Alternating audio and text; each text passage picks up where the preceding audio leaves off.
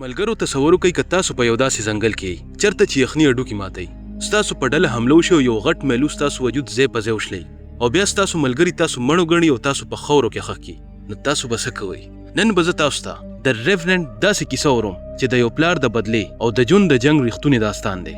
ویډیو تر اخره پورې وګورئ. دا کیسه په 1823 کال کې شروع کیږي. یو ډیر غټ ځنګل ښودل کیږي چرته چې 15 کسان د ځناورو ښکار کوي او د دوی سرمنې خرڅوي. په دې ډله کې یو سړی وي هیو ګلاس او د هغه زوی هاک. کله چې دا ټول په ځنګل کې وي نو اچانک په دوی باندې یو قبایلي کلیوال حمله وکړي او د دوی ډیر کسان مړه کړي.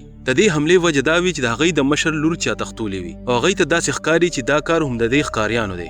اوس صرف 10 کسان ژوندي پاتې شي او دوی په یو کشتۍ کې کینی او د دې ځای نه وتښتي، خو خطره لا ختمه شوې نه وي ځکه چې دا ټوله علاقه د هغه قبایلیانو وي او هغوی له هر خوا نظر ساتي. دلته چاته هم پته نه لګي چې څوک وو. بیا ګلاس نه پوښتنه کیږي. هغه وایي چې موږ له پکار دي چې کشتۍ پریږدو او پوچه ځمکه لاړ شو. خو فیټز د ګلاس د خبرې سره اتفاق نه کوي. هغه وایي چې اوچه لار ډېره اوږده ده او قبایلیان به موږ ووژني. خو د دې کپتان دی ته ووایي چې ګلاس دا علاقه ډېره ښه پیژني نو ځکه به موږ د ګلاس په خبر عمل کوو. دی د کشتۍ نه ښکته شي او کشتۍ په اوبو کې خوشې کړي چې قبایلیان په غلطه شي. دی ټولې سرمنې د یو کاڼي لاندې پټې کړي چې کله حالات سم شي نو بیا به یې یوسو. اوس دا ټول په ځنګل کې روان دي او سخته یخني هم شروع کېدونکې ده.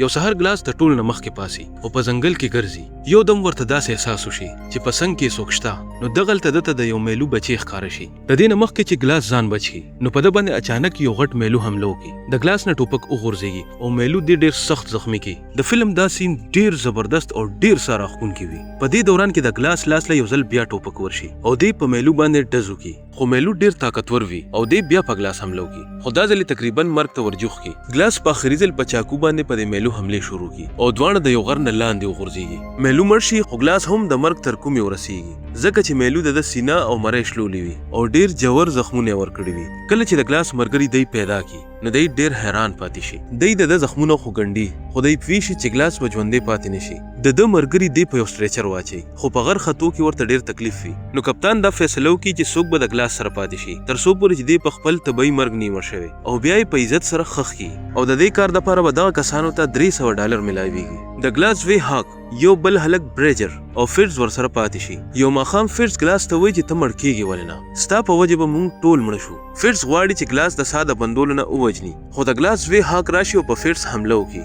فیټز هاک رونیسي او د خپل پلار د سترګو وړاندې هاک په چاقو مړ کړي. ګلاس ډېر بېوسه وي، نه چغه وهلی شي او نه پاسېدی شي، صرف د خپل زوی مرګ ګوري. فیټز د هاک لاش پټ کړي او بریجر ته دروغ ووایي چې قبایلیان را روان دي. دې ګلاس په یو کنده کې وغورځوي، لږه خاوره پرې واچوي او په ژوندون یې پرېږدي. لږ ساعت پس ګلاس په ډېر همت د کندې نه راوځي او ډېر په تکلیف کې وي. دی روان شي او د خپل زوی لاش ته ورسېږي او ډېر پرې وجاړي. بیا دی په وچه غوښه باندې ګزاره کوي. کله چې دی اوبه وڅښي نو اوبه یې د مری نه بهر راوځي ځکه چې د ده مری شلېدلې وي. د دې د وجې ګلاس یو ډېر خطرناک کار وکړي. دی بارود په خپل زخم واچوي او اور ورته کړي چې د زخم خوله بنده شي. نو د ډېر تکلیف د وجې دی بېهوشه شي خو زخم یې لږ مړ شي. په لاره کې ورته یو سړی میلو شي او د ده کورنۍ چا وجلې وي. نو دا سړی د ګلاس مدد وکړي او ورله غوښه ورکړي. دې سړي سره یو اس هم وي چې څه د وجې د دوی سفر ډېر اسان شي. څه وخت لو نه پس د واورې طوفان راتلو والوي. نو دا سړی یو جومپړی جوړه کړي او ګلاس پکې سملی او خوا کې ورسره اور بل کړي چې ګلاس ته آرام میلو شي او ګلاس اوده شي. خو څه وخت چې ګلاس راویښ شي نو دې څه ګوري چې هغه سړی فرانسیسي فوجیانو پانسي کړی وي. د دې نه پس ګلاس دلته یو جینۍ بچ کړي چې یو فرانسیسي فوجي ورسره بد کار کوي او د دغه ځای نه ځان سره په اس وتښتي او دا جینۍ بچ شي. په بل سین کې مونږ ګورو چې قبایلیان ګلاس پسې شي. ګلاس د اس سره د یوې ډېرې لوړې کندې نه لاندې وغورځېږي.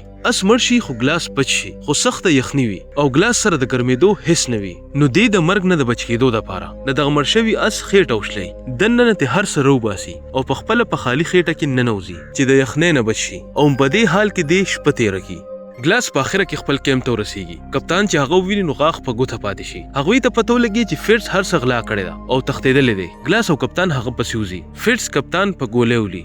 ګلاس په یو ډېر ښه چال سره فیټز گیر کړي او دواړه ډېر سخت وجنګېږي او یو بل ډېر زخمي کړي. کله چې ګلاس فیټز مړ کول غواړي نو ورته د هغه سړي خبره رایاده شي کم چې د ده مدد کړو چې بدل اخیستل د خدای کار دی د انسان نه. ګلاس فیټز سیند ته وغورځوي. د سیند په غاړه قبایلیان فیټز راونیسي او مړ یې کړي. قبایلیان ګلاس ته هېڅ څه ونه وایي ځکه هغوی ته خپله لور میلو شوې وي کومه چې ګلاس بچ کړې وه. په آخري منظر کې ګلاس سخت زخمي وي. هغه ته د خپلې مېرمنې روح ښکاري او همدې سین سره دا فلم ختمیږي. اوس که دې ویډیو تاسو له مزه درکړې وي نو ضرور یې لایک کړئ او چینل هم سبسکرایب کړئ.